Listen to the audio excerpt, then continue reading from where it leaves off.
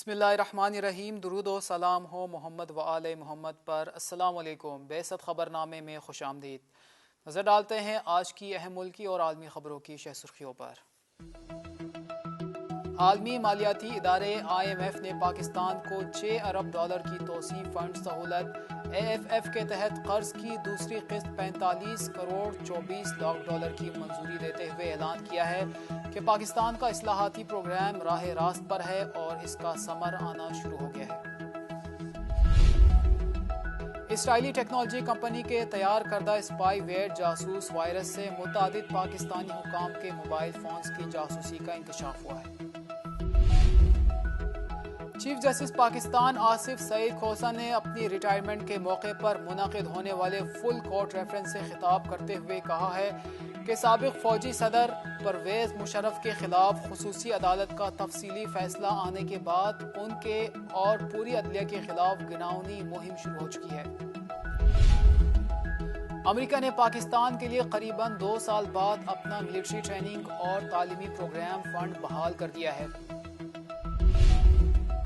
غیر یقینی معاشی صورتحال، مہنگائی اور بڑھتی بے روزگاری سے تنگ اعلیٰ تعلیم یافتہ پاکستانی روزگار کے لیے بیرون ملک جانے پر مجبور ہو گئے۔ ISPR نے کہا ہے کہ ہندوستانی فوج نے ایک بار پھر سیز فائر معاہدے کی خلاف ورزی کی ہے۔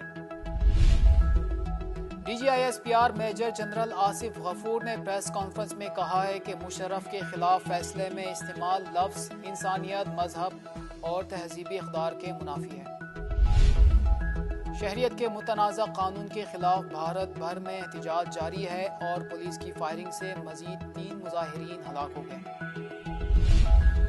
لبنان میں بالآخر وزیر اعظم کا انتخاب ہو گیا۔ حسان دیاب لبنان کی اہل سنت شخصیت ہے اور اس سے قبل وہ لبنان کے وزیر تعلیم تھے اور اب انہیں نئے وزیر اعظم کے لیے نامزد کیا گیا ہے۔ عراق کی سیاسی جماعت عصائب اہل الحق کے سیکرٹری جنرل نے کہا ہے کہ امریکی صدر ٹرمپ نے عراقی وزیر اعظم سے کہا تھا کہ عراق کا آدھا تیل وہ عراق کی تعمیر نو کے عوض امریکہ کے حوالے کر دے۔ فرانس میں پینشن قانون میں اصلاحات کے خلاف ہڑتال جمعرات کو 15ویں دن میں داخل ہو گئی ہے۔ اور کوالالمپور سمٹ میں مسلم ممالک کے رہنماؤں نے اتفاق کیا ہے کہ عالم اسلام کو غیر مسلموں پر انحصار ختم کرتے ہوئے اپنا تحفظ خود کرنا ہوگا اور مسلم ممالک کو آپس میں ایک دوسرے کی کرنسیوں میں تجارت کرنے کی ضرورت ہے۔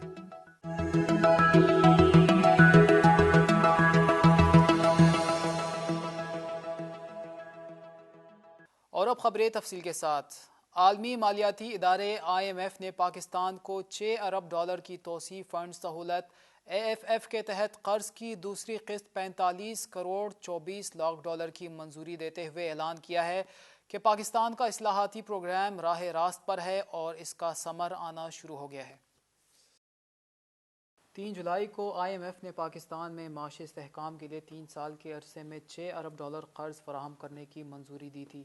پہلی قسط جاری کرنے کا اعلان کرتے ہوئے IMF نے کہا تھا کہ حکومت نے ہماری مشاورت سے مالی سال کا بجٹ تیار کیا اور پارلیمنٹ سے بھی منظور کروا دیا۔ حکومت نے یقین دہانی کروائی تھی کہ بجلی اور گیس کی مکمل لاگت صارفین سے وصول کی جائے گی اور پیٹرولیم مصنوعات پر GST 17% سے کم نہیں کیا جائے گا۔ دوسری قسط کی منظوری سے متعلق EFF کے تحت پاکستان کا پہلا جائزہ لینے کے بعد کہا گیا کہ حکومتی پالیسیوں کے فیصلہ کن عمل سے ملک میں معاشی استحکام کو محفوظ رکھنے میں مدد ملی ہے۔ دوسری قسط کی منظوری کے بعد موجودہ پروگرام کے تحت IMF کے ذریعے اب تک دی گئی مجموعی رقم کا حجم $140 کروڑ تک بڑھ جائے گا۔ اسرائیلی ٹیکنالوجی کمپنی کے تیار کردہ اسپائی ویئر جاسوس وائرس سے متعدد پاکستانی حکام کے موبائل فونز کی جاسوسی کا انکشاف ہوا ہے۔ رپورٹ کے مطابق اسرائیلی ٹیکنالوجی کمپنی NSO نے اسپائی ویئر سے واٹس ایپ کے سیکیورٹی نظام میں مداخلت کر کے پاکستان کے اعلیٰ دفاعی اور خفیہ ایجنسی کے افسران کی جاسوسی کی ہے۔ برطانوی میڈیا کو ایک سینئر پاکستانی افسر نے نام ظاہر نہ کرنے کی شرط پر بتایا کہ سینئر دفاعی حکام اور انٹیلیجنس افسران کو اسپائی ویئر کے ذریعے نشانہ بنا کر ان کی جاسوسی کی گئی ہے۔ رواں سال کے آغاز پر ایک تجزیے میں انکشاف ہوا تھا کہ 1400 افراد کے موبائل فونز پر ہیکنگ کی کوشش کی گئی اور 2 ہفتوں کے درمیان بار بار ان کے موبائل فونز پر پراسرار سرگرمیوں کی نشاندہی کی گئی۔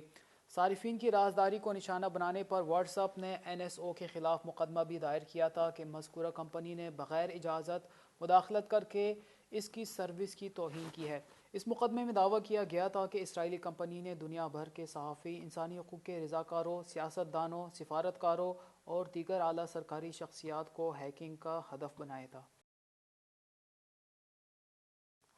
چیف جسٹس پاکستان آصف سعید کھوسہ نے اپنی ریٹائرمنٹ کے موقع پر منعقد ہونے والے فل کورٹ ریفرنس سے خطاب کرتے ہوئے کہا ہے کہ سابق فوجی صدر پرویز مشرف کے خلاف خصوصی عدالت کا تفصیلی فیصلہ آنے کے بعد ان کے اور پوری عدلیہ کے خلاف گھناؤنی مہم شروع ہو چکی ہے۔ آصف سعید کھوسہ پاکستان کے 26ویں چیف جسٹس کے عہدے سے آج سبکدوش ہو جائیں گے، جس کے بعد جسٹس گلزار احمد کل ہفتے کو چیف جسٹس کے عہدے کا حلف اٹھائیں گے۔ اس سلسلے میں جسٹس آصف سعید کھوسہ کے اعزاز میں full court reference supreme court منعقد ہوا، جہاں انہوں نے خطاب بھی کیا۔ اپنی سبکدوشی سے قبل آصف سعید کھوسہ نے بطور چیف جسٹس مری میں آمنہ بی بی پر فائرنگ سے متعلق کیس کی سماعت کی اور معاملے کو نمٹا دیا۔ فل کورٹ ریفرنسی خطاب میں چیف جسٹس آصف سعید کھوسہ نے کہا کہ انہوں نے بطور جج ہمیشہ اپنے حلف کی پاسداری کی، قانونی تقاضوں سمیت بغیر خوف اور جانبداری سے فیصلے کیے۔ انہوں نے کہا کہ میں نے ہمیشہ ہی وہی کیا جسے میں درست سمجھتا تھا اور اسے کرنے کے قابل تھا۔ میرے لیے یہ اہم نہیں کہ دوسروں کا رد عمل یا نتائج کیا ہو سکتے ہیں۔ ریفرنس سے خطاب میں انہوں نے کہا کہ میں نے اپنا 100% دیا، ڈیوٹی کی پاداش سے باہر کارکردگی کا مظاہرہ کرنے کی کوشش کی، کبھی آواز نہیں اٹھائی بلکہ اپنے قلم کے ذریعے بات کی، اور کبھی بھی فیصلوں کو غیر موضوع طور پر مؤخر نہیں کیا، اور اپنی زندگی کے بہترین برسوں کو عوامی خدمات میں وقف کرنے کے بعد آج میرا ضمیر مطمئن ہے۔ ان کا کہنا تھا کہ ایک جج کا دل شیر کی طرح اور اعصاب فولاد کی طرح ہونے چاہیے۔ چیف جسٹس آصف سعید کھوسہ کو ان کے فیصلوں اور مشاہدوں میں لب و لہجے کی وجہ سے یاد رکھا جائے گا۔ جب آصف سعید کھوسہ چیف جسٹس پاکستان بنے تو انہوں نے از خود نوٹس کا استعمال کم کرنے کا اعلان کیا اور وہ اس پر کاربند بھی رہے۔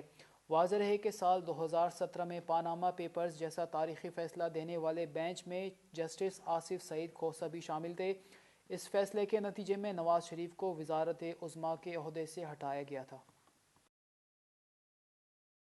امریکہ نے پاکستان کے لیے قریباً 2 سال بعد اپنا ملٹری ٹریننگ اور تعلیمی پروگرام فنڈ بحال کر دیا ہے۔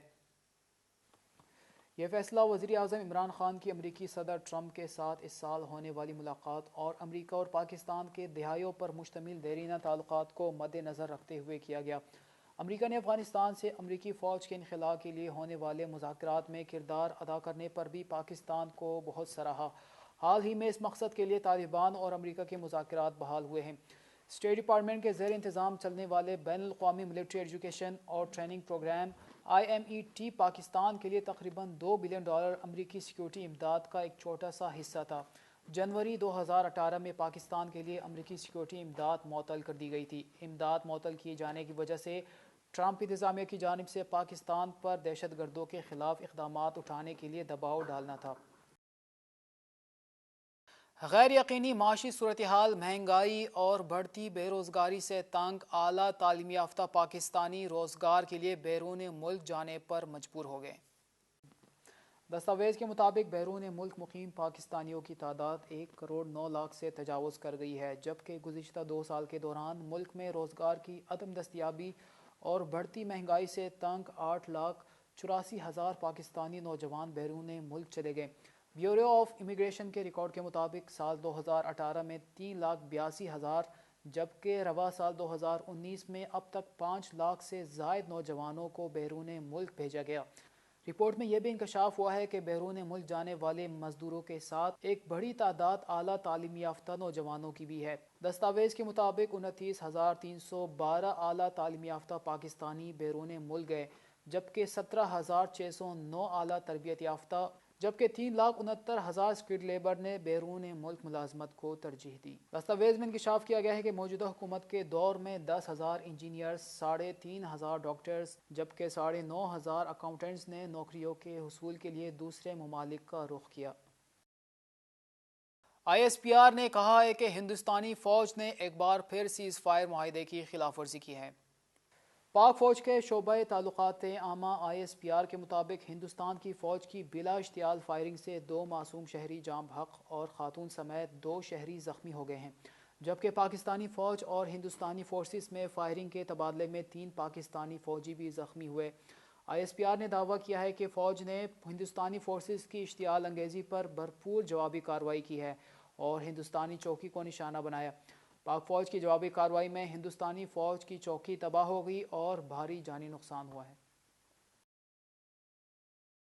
شہریت کے متنازع قانون کے خلاف بھارت بھر میں احتجاج جاری ہے اور پولیس کی فائرنگ سے مزید 3 مظاہرین ہلاک ہو گئے۔ کرناٹکا، اتر پردیش، بنگلورو اور بھارتی دارالحکومت نئی دہلی میں بھی پابندیاں شہریوں کو احتجاج سے نہ روک سکی۔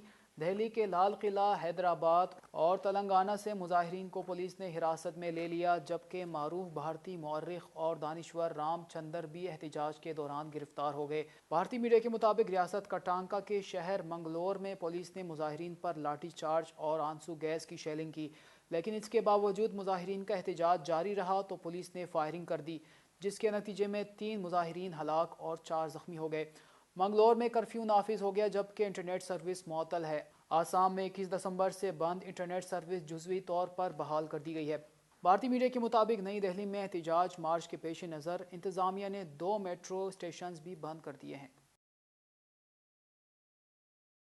لبنان میں بالآخر وزیر اعظم کا انتخاب ہو گیا۔ حسان دیاب لبنان کی اہل سنت شخصیت ہے اور اس سے قبل وہ لبنان کے وزیر تعلیم تھے اور اب انہیں نئے وزیر اعظم کے لیے نامزد کیا گیا ہے۔ رپورٹ کے مطابق لبنان کے صدر مشل عون کے دفتر سے جاری ہونے والے بیان کے مطابق باہمی مشاورت اور مذاکرات کے بعد حسان دیاب کو لبنان کابینہ تشکیل دینے کی ذمہ داری سونپ دی گئی ہے۔ حسان دیاب نے 69 ووٹ حاصل کیے جبکہ نواف سلام اور حلیمہ قاقور نے 13 اور 1 ووٹ حاصل کیے، جبکہ المستقبل پارٹی نے، جس کے 40 اراکین ہیں، ووٹنگ کے عمل میں حصہ نہیں لیا۔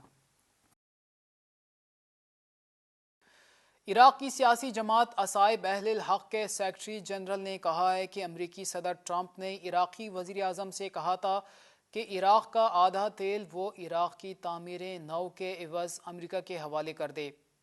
عصائب الحق کے سیکرٹری جنرل قیس الخضر علی نے قطر کے الجزیرہ ٹیلی ویژن چینل سے گفتگو میں کہا کہ وزارت عظمیٰ کے عہدے سے عادل عبدالمہدی کے استعفیٰ کی ایک وجہ یہ تھی کہ انہوں نے امریکی صدر ٹرمپ کو عراق کا آدھا تیل دینے سے انکار کر دیا تھا۔ عراق کی سیاسی جماعت عصائب اہل الحق کے سیکرٹری جنرل نے کہا کہ عراق میں ناپاک مقاصد کے حصول کے لیے امریکی، اسرائیلی اور اماراتی منصوبے پر بدستور کام ہو رہا ہے۔ انہوں نے کہا کہ حکومت کے استعفاء اور ملک میں پائے جانے والے عدم استحکام کے دور میں قبل از وقت انتخابات ایک خطرناک رسک ہے جس سے ملک میں خانہ جنگی چھڑ سکتی ہے۔ فرانس میں پینشن قانون میں اصلاحات کے خلاف ہڑتال جمعرات کو 15ویں دن میں داخل ہو گئی ہے۔ رپورٹ کے مطابق جمعرات کو ہڑتال کے باعث سڑک، ٹرانسپورٹ اور ٹرین سروسز بند رہیں، جس کے باعث مسافروں کو کافی مشکلات کا سامنا کرنا پڑا۔ علاوہ ازیں فرانس کے بہت سے شہروں میں مظاہروں کا سلسلہ آج بھی جاری ہے۔ فرانس میں پینشن کے نظام میں اصلاحات کے خلاف مظاہرے کے وقت تیسرے ہفتے میں داخل ہوئے ہیں کہ جب مظاہرین اور حکام کے درمیان کسی بھی طرح کی مصالحت کا امکان ختم ہو گیا ہے۔ Labour general confederation, labour union اور فرانس کی دیگر یونینوں اور ٹریڈ یونینز پینشن نظام میں اصلاحات کے قانون کو واپس لینے کا مطالبہ کر رہی ہے۔ فرانس کی بہت سی لیبر اور ٹریڈ یونینوں نے کہا ہے کہ وہ کرسمس اور نئے سال کی تعطیلات کے دوران بھی اپنے مظاہرے جاری رکھیں گے۔ اور کوالالمپور سمٹ میں مسلم ممالک کے رہنماؤں نے اتفاق کیا ہے کہ عالم اسلام کو غیر مسلموں پر انحصار ختم کرتے ہوئے اپنا تحفظ خود کرنا ہوگا اور مسلم ممالک کو آپس میں ایک دوسرے کی کرنسیوں میں تجارت کرنے کی ضرورت ہے۔ ملائیشیا کے وزیر اعظم کا کہنا تھا کہ اس کانفرنس کا مقصد مسلمانوں کی مشکلات اور ان کے مسائل کی وجوہات کی اصل وجہ جاننا ہے۔ اس موقع پر ایرانی صدر حسن روحانی نے کہا کہ مسلم ممالک کو امریکہ کی معاشی دہشت گردی کا مقابلہ کرنے کے لیے ایک دوسرے کی مدد کرنی چاہیے۔ انہوں نے کہا کہ مسلم ممالک کو تجارت اپنی کرنسی میں کرنے کے علاوہ مشترکہ بینکاری کا معاشی نظام بھی بنانے کی ضرورت ہے۔ ترک صدر رجب طیب اردگان کا کہنا تھا کہ اقوام متحدہ کی سلامتی کونسل اب غیر مؤثر ہو چکی ہے۔ اس کی میعاد پوری ہو گئی ہے کیونکہ یہ اب دنیا کی بجائے محض 5 ملکوں کے مفاد کا تحفظ کرتی ہے۔ ادھر OIC کے سیکرٹری جنرل نے ملائیشیا میں کوالالمپور کانفرنس کی مذمت کرتے ہوئے اسے امت میں انتشار پیدا کرنے کی سازش قرار دیا۔ واضح ہے کہ پاکستان نے سعودی عرب اور متحدہ عرب امارات کے تحفظات کے سبب 4 روزہ اجلاس میں شرکت سے معذرت کر لی تھی۔ ملائیشیا کے دارالحکومت کوالالمپور میں بدھ کو دنیا بھر کے مسلمانوں کو درپیش مسائل پر بات کرنے کے لیے 20 مسلم ممالک کے رہنماؤں اور سینئر نمائندوں کا اجلاس ہوا۔